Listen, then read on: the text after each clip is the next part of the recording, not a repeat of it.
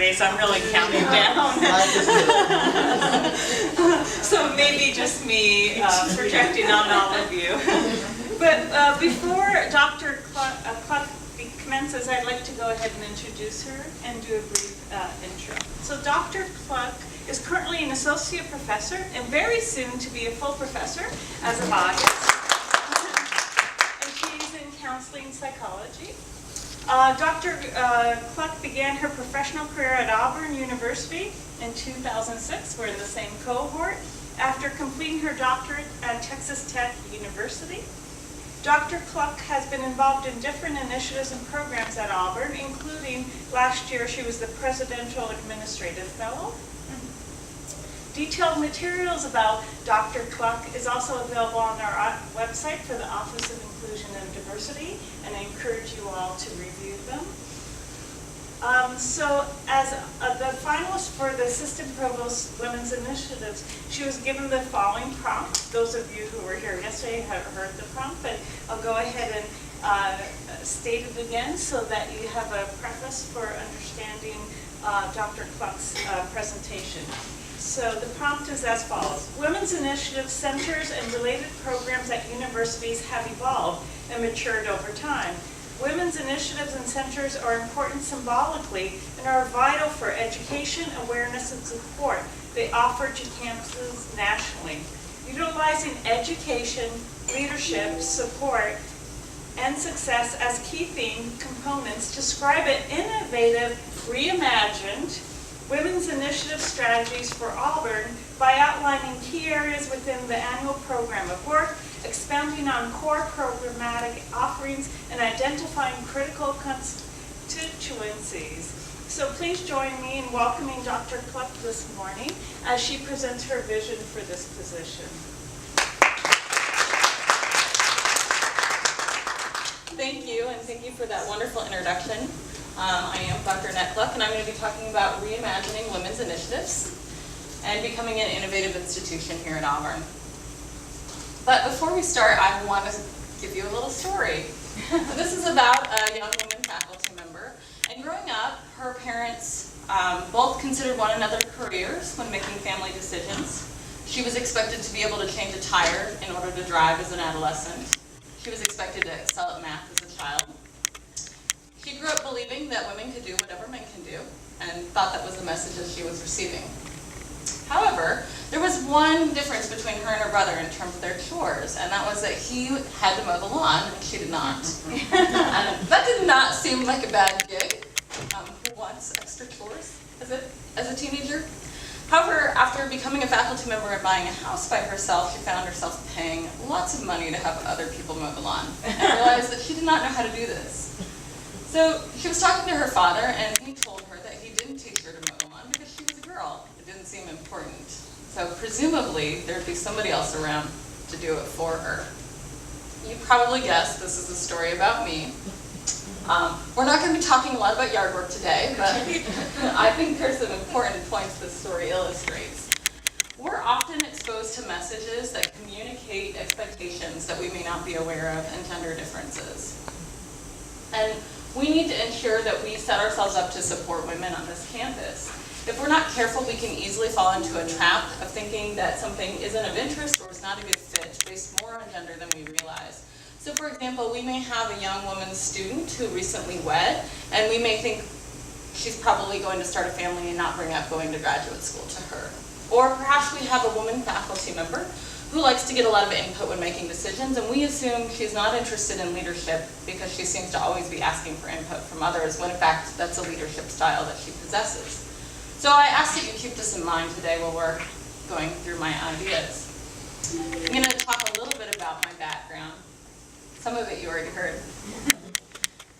In addition to what you already heard about being an associate professor in counseling psychology, I'm also the director of training for the counseling psychology doctoral program. I discovered this actually not too long ago, the first woman training director for that program here at Auburn University. Right after I came to Auburn, I quickly got involved in women's studies as an affiliate faculty member, and thanks to Ruth Crocker, who's here, I was able to spend a summer working to develop a graduate minor in women's studies. You heard a little bit about my administrative experience already. As a director of training, I'm responsible for providing vision to the doctoral program, thinking about how we can stay in the good graces of our accrediting body. Recently, that involved a major revision to our curriculum, and so I was involved in that. As the administrative presidential fellow, I had the opportunity to work with and meet multiple administrators across campus who are devoted to supporting women. So I've had the opportunity to form some of those relationships already. And with that, as part of the fellowship, you do a project. And so for my project, which was focused on supporting our undergraduate students and their mental well-being, I was able to bring together individuals from across campus. So I had representation from engineering, COSAM, College of Liberal Arts, education, as well as student affairs, and students themselves, both graduate and undergraduate. So I have some experience bringing together a wide group of people to work on a common cause. My commitment to diversity and inclusion is long-standing, and just to give you a couple of examples of things I've done recently. One is developing an undergraduate course that's part of the core curriculum. It's focused on diversity, and it takes an approach where we encourage students to engage in self-reflection and increase their self-awareness, as well as to learn how to have conversations around difficult issues related to diversity, in hopes that our graduates can go out into the world and have those conversations and interact with people from different backgrounds. More recently, some colleagues and I, and actually the PI is Dr. Marilyn Cornish, who's here in the room, and the other co-investigators, Dr. Evelyn Hunter, also here in the room. We recently received a grant to work with faculty and instructors across this campus to facilitate dialogues around how we can increase coverage of diversity in classes. My research also focuses on women's issues. My primary lines of research are related to disordered eating and body image, which clearly fit within that role. And recently I took on the role of associate editor for Psychology of Women Quarterly, which is a flagship journal in my field for focusing on women. So I have an exercise now, and I very much encourage audience participation. So everyone think of a flower. I'm just going to give you a couple seconds for this. Everyone have a flower in mind, really the first one I do. How many of you thought of a rose? Couple. How about a tulip? Couple more. A violet? What are a couple others? Calla lily. Sunflower, calla lily, iris. What was it? Gardenia? Hydrangeas. That's what I was thinking. Hydrangeas. Daffodils. All good flowers, all right? Good flowers. Bad flowers. Let's think of an insect for me real quick, first one that comes to mind. How many of you thought of a bee? Yeah, the flower thing kind of sets that up, but how many of you thought of a mosquito? Beetles? Ants? What else? Spiders. Grasshoppers. Spiders, grasshoppers. So when we think of flowers, we tend to think of things that are kind of desirable and nice. And when we think of insects, we tend to think of things that are undesirable and not so nice, maybe, although they serve purposes for sure. But these things also fit those categories. So most of us don't really care for dandelions. That me? No. All right. Most of us don't care for dandelions. They're a weed. They don't fit the desirable description. And you know, we build pavilions to look at butterflies, so presumably we like the way they look. We find them attractive. I did this exercise because I think it helps illustrate how our minds work. And our minds get used to trying to put things into categories. It's part of thinking efficiently. And our brains pay attention to what's in the environment, what comes together, or things that are associated with one another. So if we're watching television and we continually see the people that are in the math-related career roles portrayed by men, our brains slowly learn, without us intending to do so, that men go with math more readily than women go with math. So that helps explain another example that you've probably all heard. It's a riddle. It's not specific to Auburn University in any way, but it's the story of the father and the son traveling in the car, and they're in an accident, and the father dies. The son is rushed to the hospital. He's in need of emergency surgery. And the surgeon looks at the child and says to the nurse, "I cannot operate on him. He's my son." Now, I'm guessing I'm in a room full of people who probably have heard this before, and a room full of people who are committed to women's initiatives and women's issues. So many of you probably concluded it was the mother that was the surgeon. But this riddle wouldn't be a riddle if a lot of people didn't struggle in making that connection. And it's because of the way the brain works and trying to put things into categories for mental efficiency. So that's just one example of drawing on the literature. The process that is involved there is called implicit bias. So that's the idea of the brain not consciously, not trying to discriminate, but creating associations where it's just a little bit more easy to remember or to think of one particular category over another when we hear certain words or ideas. Another thing from the literature that I think is important for us to remember as we think about trying to support women on this campus is something called stereotype threat. And this comes out of Claude Steele and colleagues' research, and essentially it revolves around the idea that there are times where people may be worried about confirming a negative stereotype about themselves or their group based upon the environment. So I'm just going to dive right into an example that's been done around gender, and it deals with the stereotype that men are better at math. And so what they did is they had 2 rooms of students. They randomly assigned men and women to both rooms. And in one room, they reminded the group, both men and women, of the stereotype that men are better at math. And in the other group, they did not.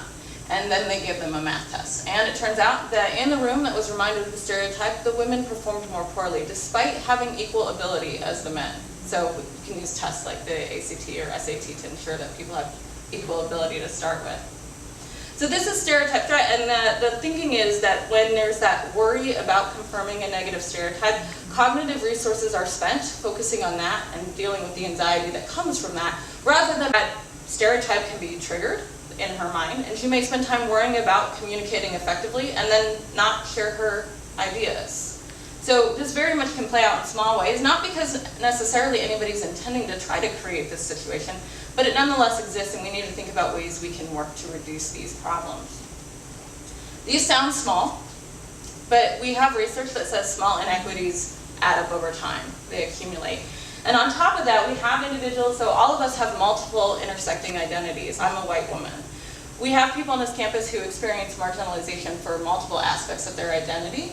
So for example, a woman faculty member of color would be one example. And because there will be these small inequities across multiple categories, those individuals are they experience even greater accumulation of inequity. So this is my agenda. Now we'll dive in a little bit after we're done with a little teaching. I'm going to talk a little bit about the landscape, and then my vision, and then we'll get into strategies. So these are some numbers taken from the 2016-2017 AAUP data. And I pulled only public doctoral granting institutions, and then I pulled Auburn's numbers. And the way that you read this is it's the percent of pay women faculty at a particular rank have relative to men faculty at the same rank. So nationally, women professors make 91 cents on the dollar of what men professors make. That's how to read these numbers. At Auburn, the number is 87 cents on the dollar. As we go down, you'll notice that at the instructor level, women make almost as much as men. So now these numbers don't control for things that economists say we should control for, like discipline area, for example.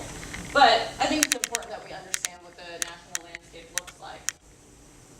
We also know that women are underrepresented at the rank of full professor. The numbers I found from AAUP are a little old. They're from 2009, 2010, but a ratio of 3 to 1. 3 men full professors for every 1 woman. I've recently pulled Auburn's data, and that 3 to 1 ratio is still accurate for us here at Auburn. It may be true across the nation. I just couldn't find those numbers as quickly. And what's interesting is this isn't, despite the fact that almost 50% of assistant professors are women. So we're getting them in the door, but they're not reaching full. And we also know that women are promoted to full more slowly than men.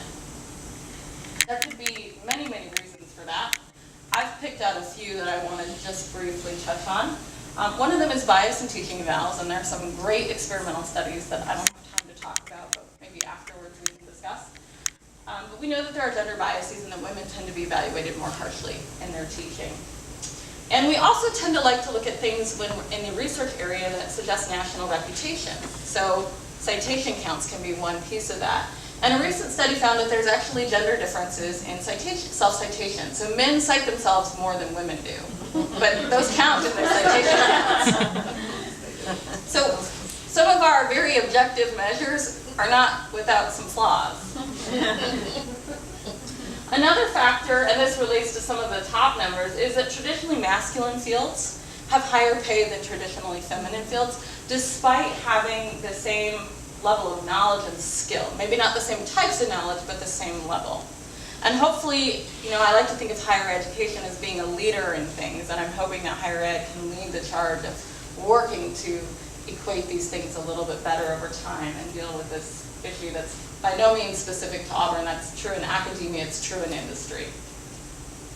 What this means is there are certainly things we can do at Auburn to improve the situation, but we can also, there's room to be a leader as an institution in this area, which I think is really exciting for us.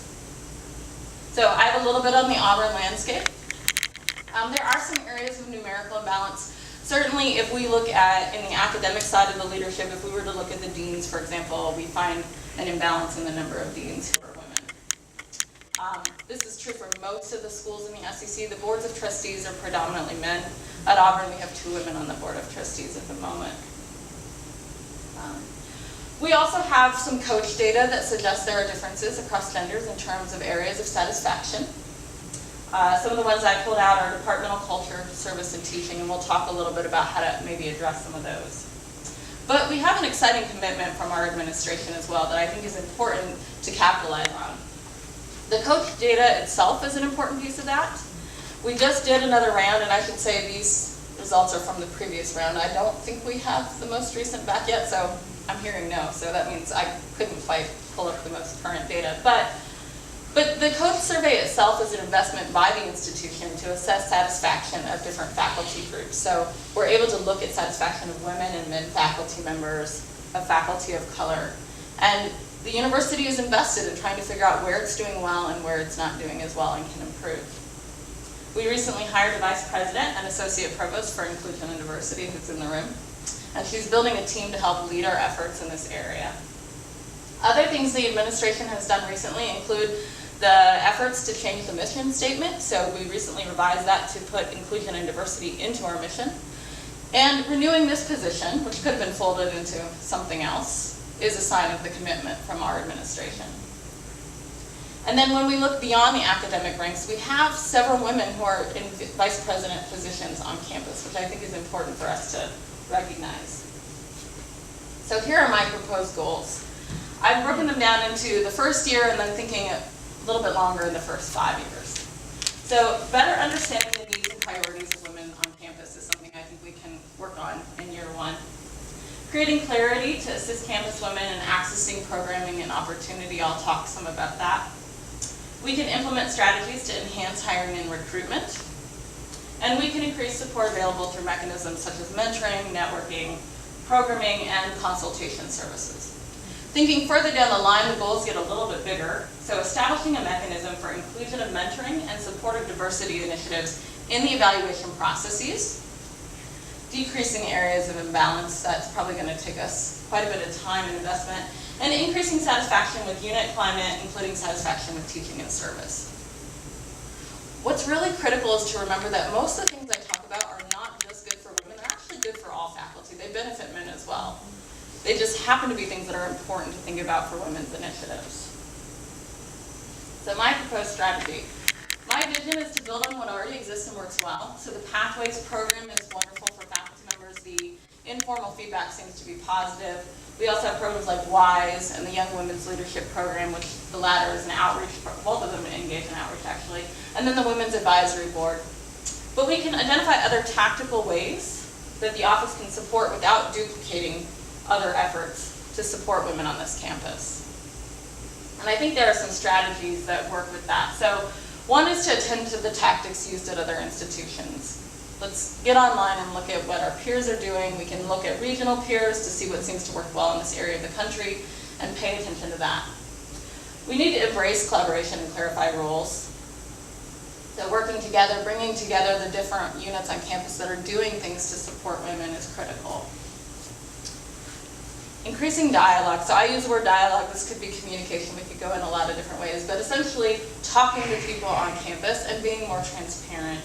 And when I say talking to people, this includes having dialogues that are heterogeneous and also homogeneous. Because if we talk to just women who are undergraduate students, we might get different answers than if we have women and men undergraduate students. So we need to do both.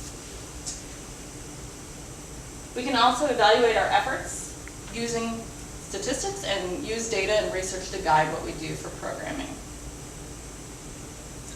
And then generating scholarship. We are a research-intensive institution, so it would be great to tie this work into the scholarship. It has the added advantage of when individuals work in this area and there's scholarship that comes out, they have an output that they can use for promotion itself. So that's a key piece, is making sure that this kind of work is actually serving the individuals doing it for their own career advancement. So I've put some asterisks next to 3 of those things because I think my background puts me in a position where I'm well suited to do these things. So I'm a counseling psychologist by training, you heard that. That means I'm a licensed therapist. So I've been training to get people to talk. We're trained in group dynamics. Certainly you can imagine we're trained to help people not just articulate what they want to need, but figure out what they want to need. At the same time, I'm a social scientist, and so I use data, and actually some of my research involves measurement development, which is important for trying to collect data and think about how we're going to collect that on campus. And as a field, we use data to determine and inform our interventions itself. So I'm used to marrying those two things, if you will. And then my scholarship, as I mentioned before, I've already done some work in the area of thinking about women's issues in my research, so it's a nice fit for me. So I'm going to break down some of those one-year goals now that we talked about with some specific action items that we can take. So the first goal was to increase understanding, and part of that is doing a listening tour and focus groups around campus. Those are those dialogues I mentioned. So we can sort out what are the barriers and the needs. I also think this is not just a year 1 task, that this has to be an ongoing interaction with the different groups on campus that this office serves. And then the other piece is working with the Office of Institutional Research to get the data. So we already have some data, and we may need to think of ways to get additional data. So for example, we can look at, we know that undergraduate women on average graduate at a slightly higher rate than undergraduate men in the 6-year graduation data. However, there's probably some differences if we get into different units that we could look at. And that's important because that means we can target the units where there's more of a lag or a discrepancy. We've done a salary equity study for faculty, but we could do one for staff to see what's going on there. Certainly, we can track the effectiveness of our programming. So do women who participate in pathways to promote to full professor and beyond, are they more successful with tenure and promotion? That's an important piece, and we can use that to figure out where we have gaps and need additional programming. Sort of exploring additional data. So this is more in the depth of it, but thinking about, can we collect data on what's normative for a unit in terms of P&T and communicate that to the unit, to the members of the unit, and to the P&T committee itself? And obviously research might be an easier thing than service to do that with, but starting to think about those things, getting some data and quantifying that. Certainly doing surveys on an annual basis about climate on this campus for women. Conducting exit interviews when people, particularly women, but when people leave our campus for reasons other than retirement. And then I think it's important that this office think about, what do the units want? It may be that some units on campus have ideas for data they want themselves. And working with other offices, this office could be a part of providing that. Certainly we can collaborate with other units to create clarity. There are a lot of different entities. This is not a complete list of units that are providing and supporting women on campus. But if you talk to women on this campus, sometimes they get confused. I've heard of cases where there's like 2 conferences on the same topic within a week's time. That's a problem. It means that our campus community gets confused.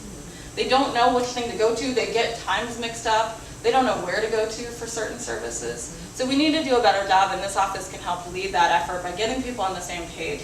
And then it's important that this office support these things rather than duplicating the wonderful work that's being done.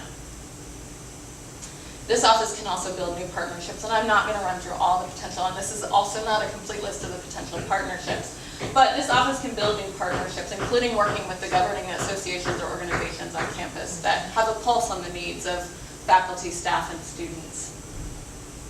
So some of these will make sense as I go through things as to how those partnerships fit in. I've already talked about Drew Clark's office as one of them. So the next thing I mentioned was the hiring piece. So we need a multi-pronged approach to hiring, recruitment, and retention. We do already have anti-discrimination policies, but we can do more.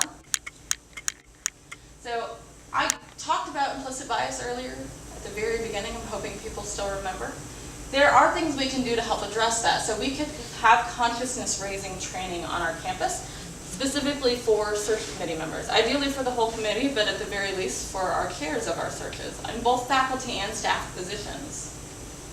So we can help people reduce the effects of those implicit biases. We can also come up with more enhanced guidelines on how to effectively recruit diverse individuals. So there's a little thing, if you run a search, there's a thing built in where you have to comment what your strategy is to try to recruit a diverse candidate pool.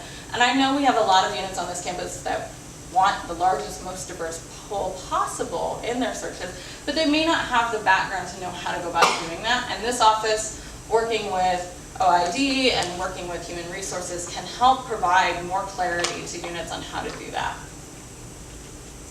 This office can also be involved in collaboration to address policies that benefit faculty members, not just women.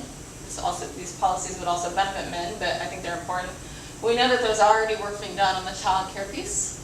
We can also think about leave policy for new parents and for people engaging in elder care, so we don't want to forget that part.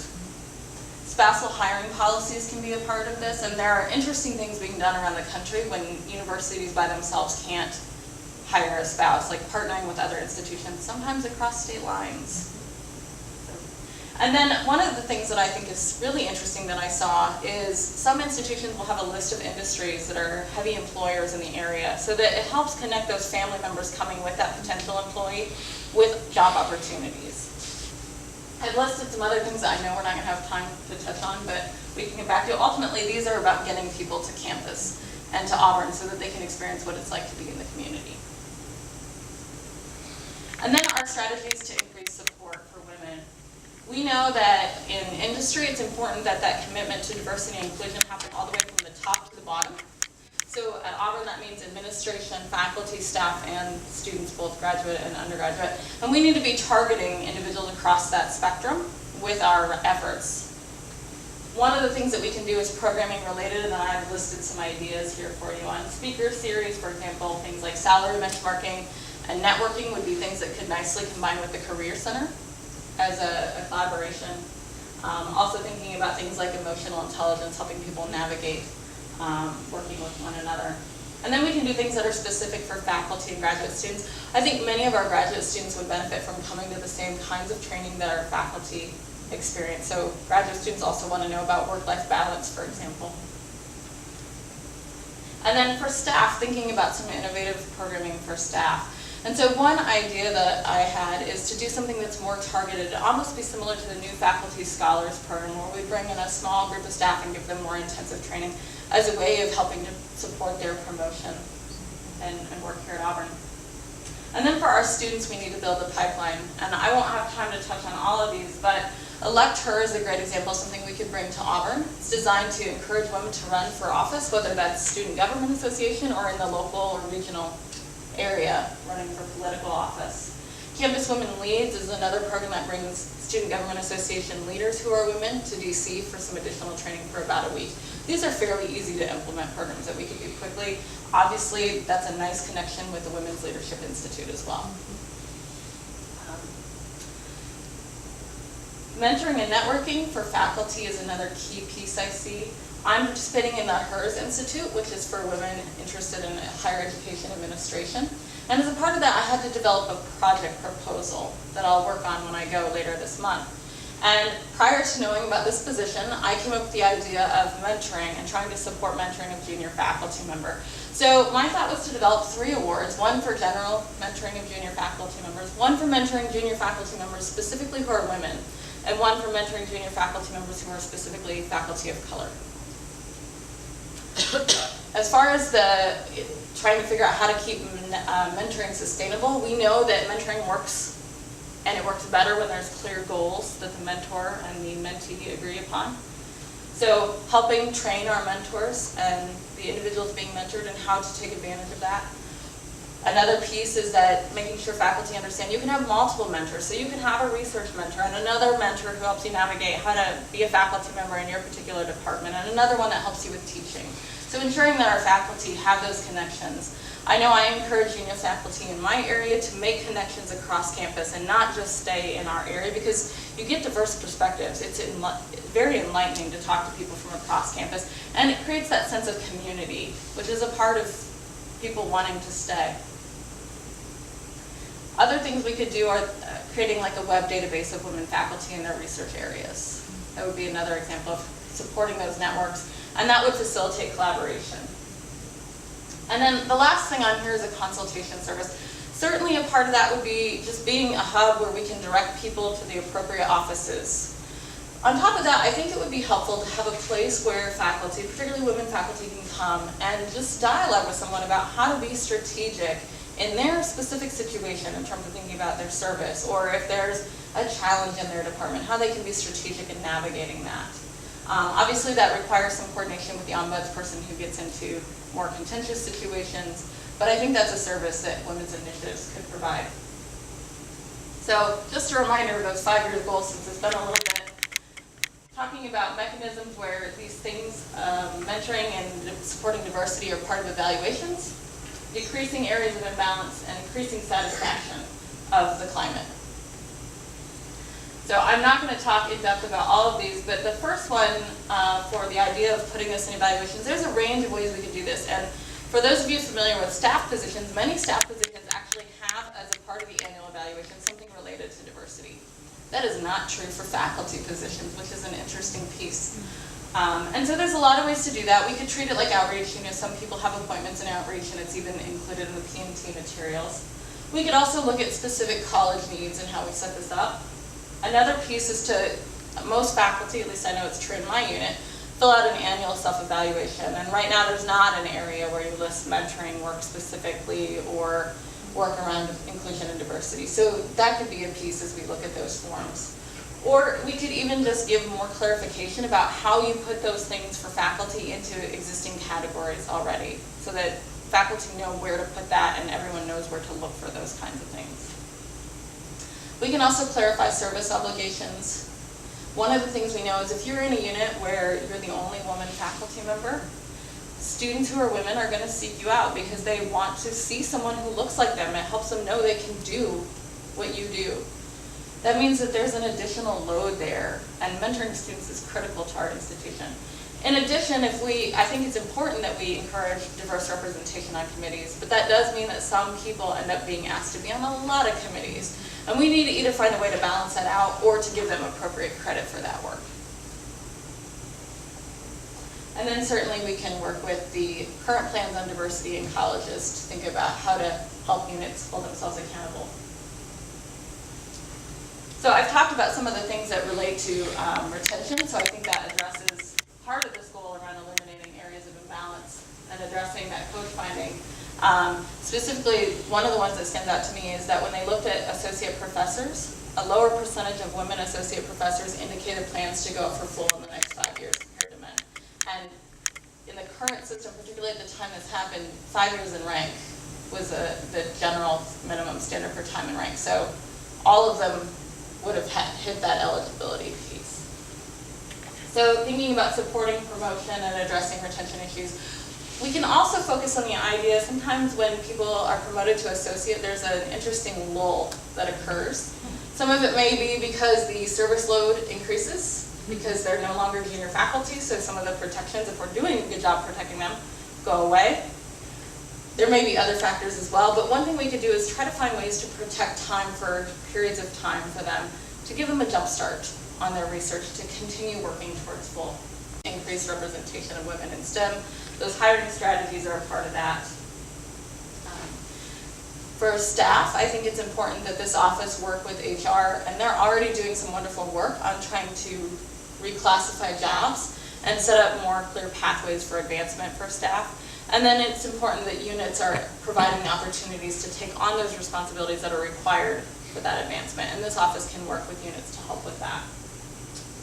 And then I mentioned early on about the idea of using data to track what units, what areas, what majors have a situation where women are lagging men in terms of graduation rates.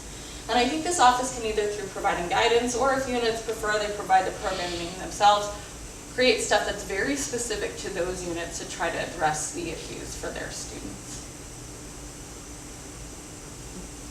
So increasing satisfaction with the climate in the unit, whether that's a department or some other unit on campus, and this includes increasing teaching and service satisfaction. So I mentioned this idea of conscientiousness training for search committees, but we could also do this for individuals in evaluative roles. So for chairs and heads, for deans, for supervisors, so that they have a better understanding. We could develop guidelines for transparency around spending of discretionary dollars. So for example, we might say that any discretionary dollars given to faculty members in a department in excess of $1,000 a year go into a report that's distributed to the faculty in the department and to the supervising dean. And part of what happens with this is, I think most of our supervisors, most of our heads and chairs are interested in being equitable and fair, and it's easy sometimes to not realize that there's some inequality if we're not looking at the data. So these numbers help raise that awareness, and I anticipate that many of the heads and chairs will respond just by having the numbers. And then in situations where there's truly inequity that's not getting addressed, the deans have the information available and can do something about it. We could do something similar with teaching loads and overloads and pay like that. And then one thing I think we need to do and work with leaders on is to increase the intentional recognition of women on campus. So this includes nominating them for awards, but also getting the word out to media about some of the exciting things that women on this campus are doing, whether it's faculty, staff, or students. We know, for example, with faculty, when we get the word out, that can draw attention. It might draw individuals interested in investing in their research or help them connect with other researchers across the country. So there's big dividends that are paid when we do this well. So our next steps. I talked about building, bless you, building those collaborations and clarifying roles and engaging in dialogue. So working with different units, getting people together to discuss what the different units are doing for women on this campus, and then making sure we're talking to women across groups themselves. I think there are some short-term goal action items, so that consciousness raising training for searches is something that I think is critical for us to get busy on. We can develop a plan for gathering additional data and tracking things better. And then we can bring those national leadership programs to campus, like Elect Her is an example of one. More long-term, certainly we need to decrease the gap in time to promotion to full. We also need to develop some kind of professional development program for staff. I know there used to be one. I've been told that it sort of fell by the wayside and no one really knows why. So I think that's an important part of it. And part of that may also be getting staff from different areas of campus together. I know when I talk to staff individuals, they talk about how they don't have a lot of opportunities to connect with people from other areas of campus. So I think it's important we do that, and we can identify ways of forming communities for them as well.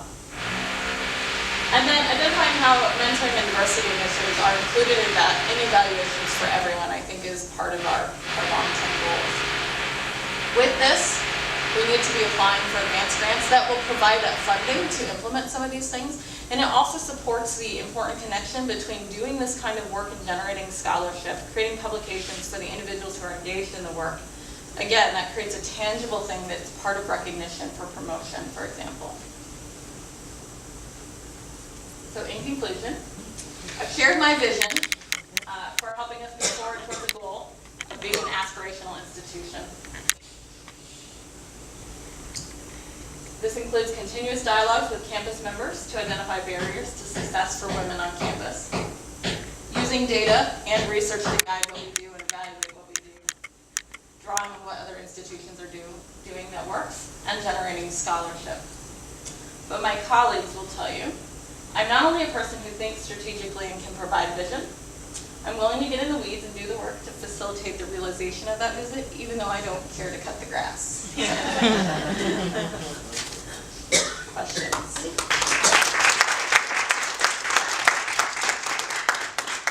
We have about 50, so please go ahead and address any questions to Dr. Kluck. Thank you.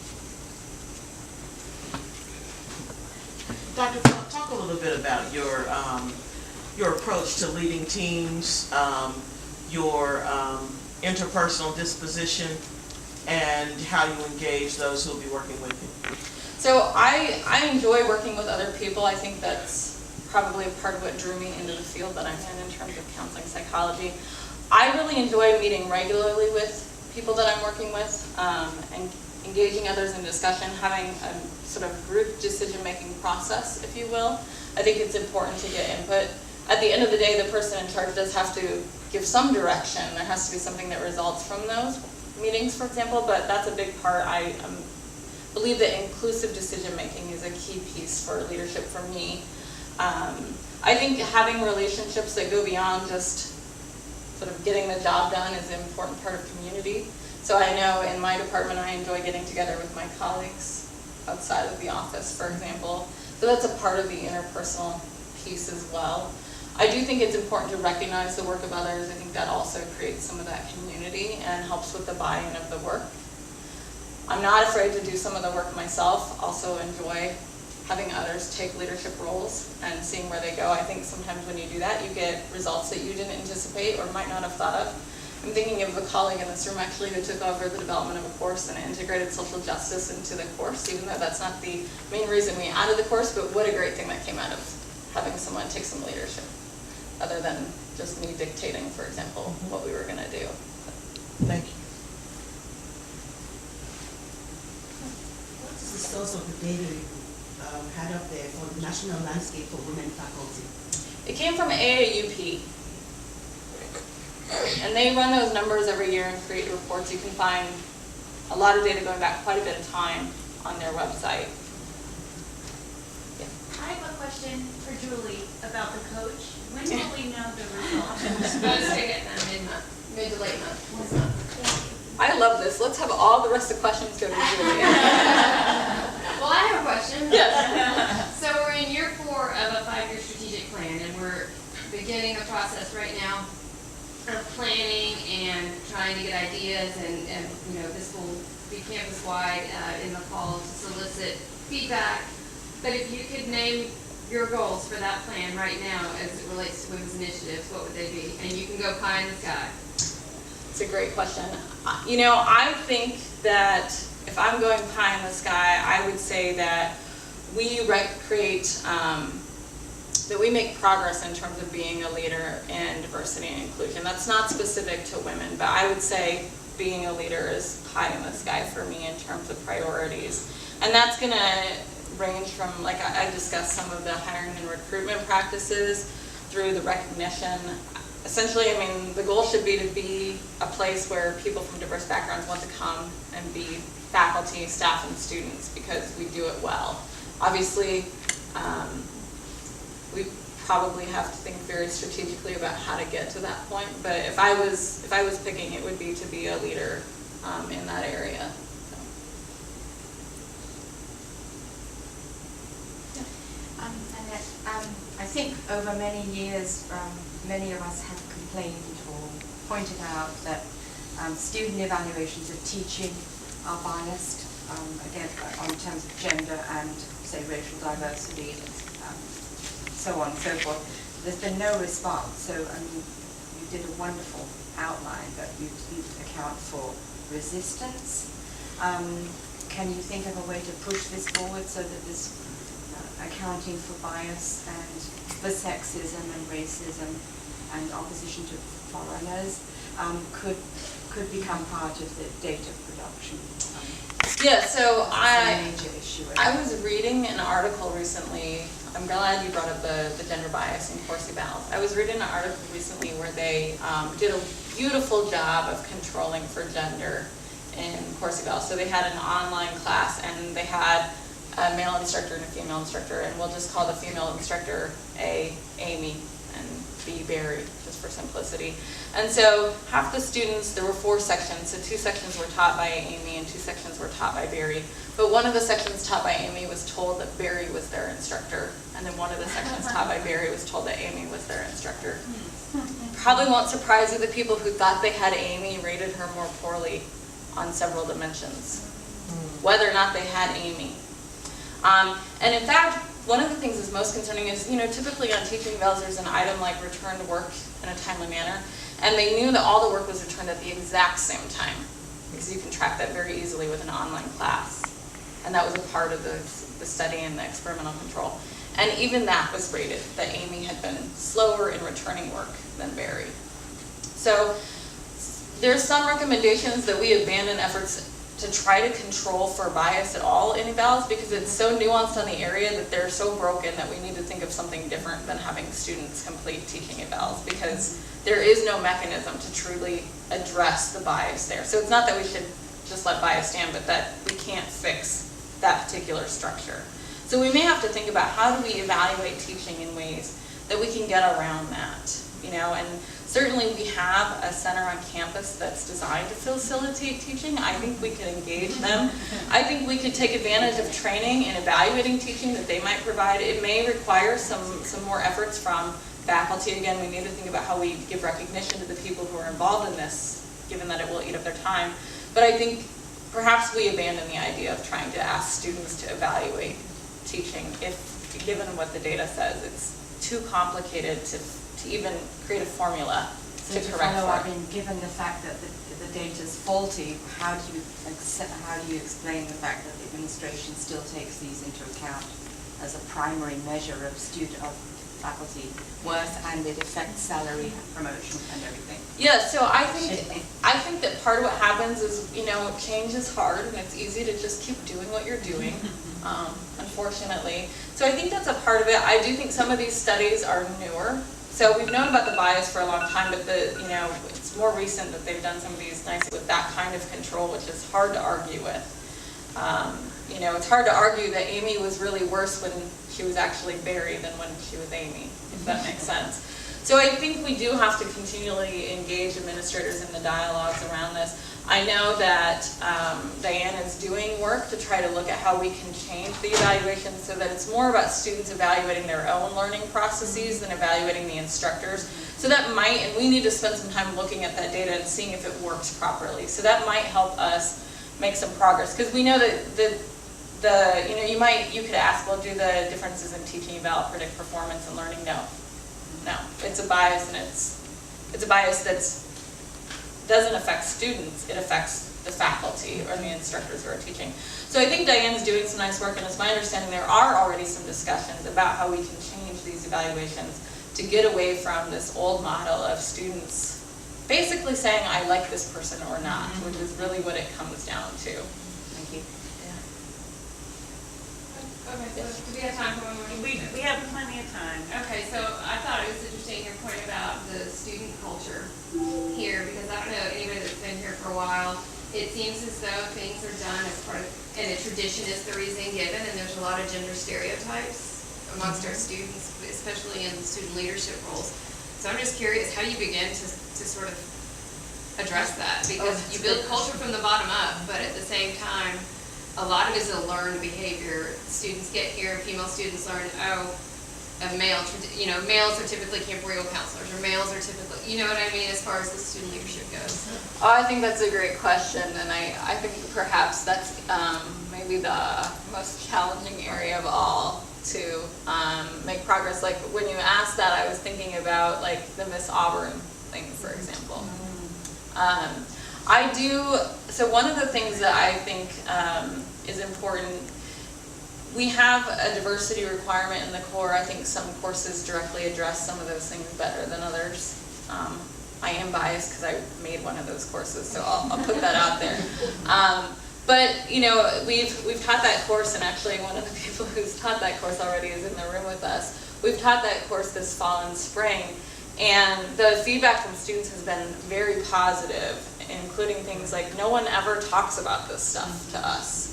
And the core is supposed to hit people shortly after they get here. I think part of our challenge is we have seniors who are taking these classes for the first time, so they've had 4 years to influence campus culture. I do think we need to I would love to see us make more of a commitment to a true sort of diversity immersion course early on in the educational process. Obviously that's going to require a lot of buy-in and a lot of discussion, because that means potentially more time majors that are busy. I know engineering students have like no room in their schedules ever, so trying to think about how we engage students who already have very full curriculums. But I think that getting people early on is a part of that. I mean, that's part of when you come to college, like it's all new. And so let's create the new narrative that we want to have out there instead of just letting them be here for a while before we then try to create a new narrative. It's my understanding that the students in those classes have brought up some really great conversations. They've had some difficult dialogues, and they've engaged with one another. So I think that there are opportunities to do that. Certainly I know that there's going to be a position coming online that's designed to help with this. So whether it's done in classrooms or more broadly, I mean, I do think one class is not enough, but certainly one class at the end of your senior year means you do not make any difference at Auburn in terms of these areas if that's the first time you hear it. So.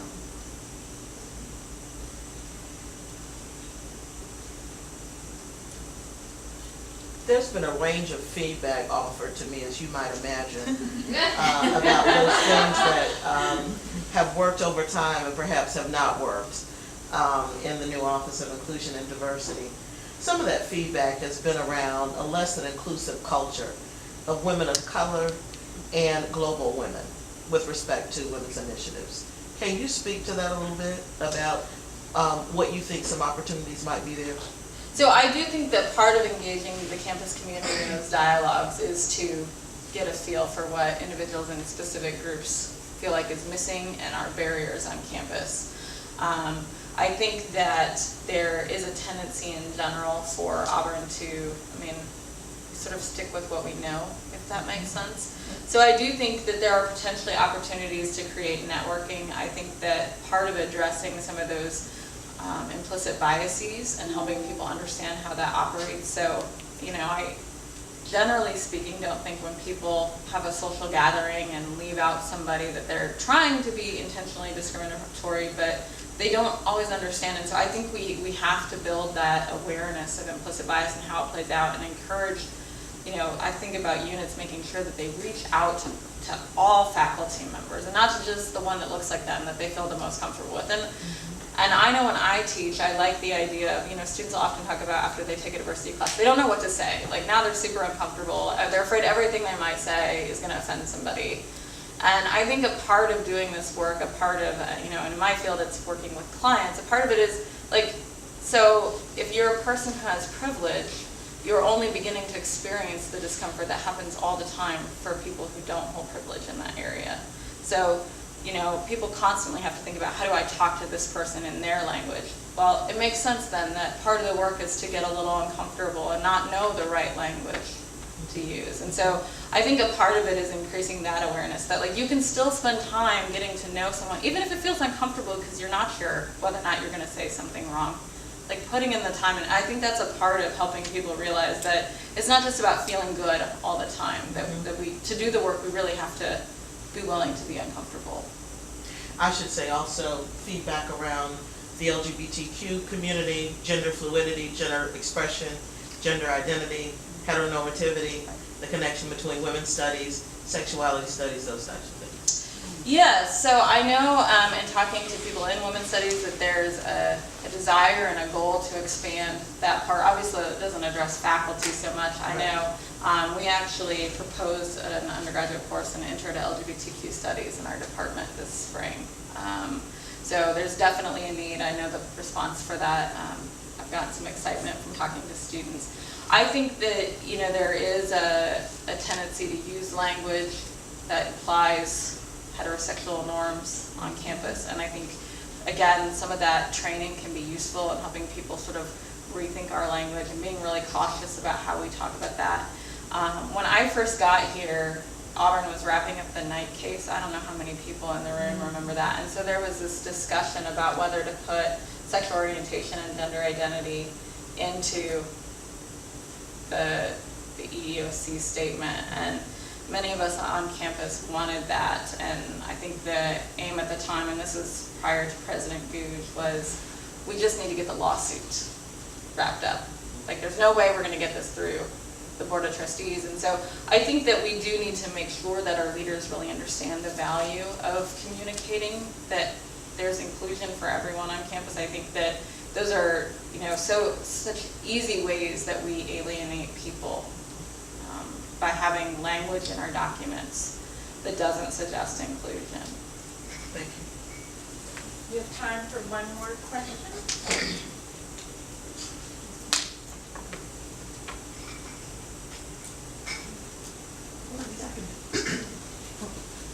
I guess my question is around just women's initiatives in general.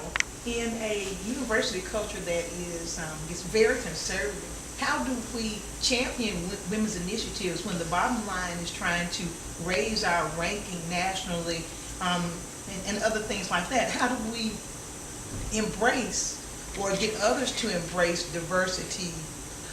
Because I think you mentioned one thing about doing mentoring and diversity, similar to the way that we identify outreach for faculty in our analysis. How would we make sure that even though it's noted, that it's valued? I think that's a great question, and I know that there are efforts, if we look at the academic side in terms of these college diversity plans. My hope is that there is room for us to help push units to be more and more embracing over time. We are investing in diversity on campus, so if we're going to make our investment pay off, we need to be willing to move a little on that. I think that's a great challenge, and there's a quote I like. It might be a little confusing, and I'm not going to remember the quote exactly, but it's essentially the idea that you don't have to speak against diversity to cause it to stall. You only have to advocate for something else. And so we have to get to a point where we're not pitting women's issues or diversity issues against research. Like, those need to not be seen as being in competition. As long as we allow people to set it up that way, we're creating an environment where diversity always loses. So I think it's going to take some time and a lot of working with people on campus to continually discuss those things and slowly help them move. So I'm guessing we're out of time, but. Madam Chair, President Gooch talked yesterday about diversity and inclusion being a part of overall institutional success. So to your question, being able to connect the success of women to the success of the institution as a whole. He also talked about, as we talked to the Board of Trustees, the situation at Mizzou a year and a half ago, and how now at the University of Missouri, a place where a colleague of mine is serving as the VP for diversity for the system, and at Columbia, their enrollment is down 30%. They're laying off faculty and employees. There's a very real impact when we don't pay attention and when we're not active and productive. Absolutely.